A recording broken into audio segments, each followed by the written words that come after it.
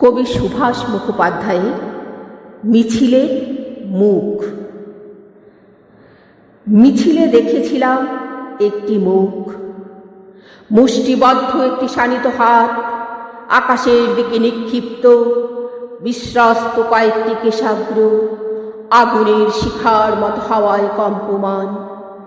ময়দানে মিশে গেলেও ঝঞ্ঝাক্ষুব্ধ জনসমুদ্রে ফেনিল চূড়ায় ফসফরাসের মতো জলজল করতে থাকল মিছিলের সেই মুখ।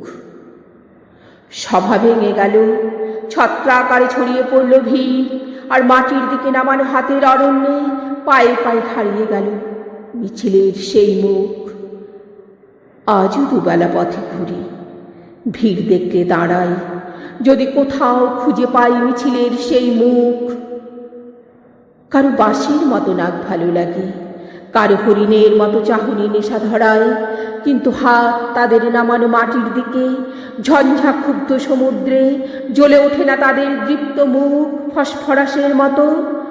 আমাকে উজ্জীবিত করে সমুদ্রের একটি স্বপ্ন, মিছিলের একটি মুখ। অন্য সব মুখ যখন দুর্মূল্য প্রসাধনের প্রতিযোগিতায় কুৎসিত বিকৃতিতে চাপার চেষ্টা করে, পচা সাবের দুর্গন্ধ ঢাকার জন্যে গায়ে সুগন্ধি ঢালে, তখন অপ্রতিদ্বন্দ্বী সেই মুখ নিষ্কোষিত তরবারির মতো জেগে ওঠে, আমাকে জাগায়।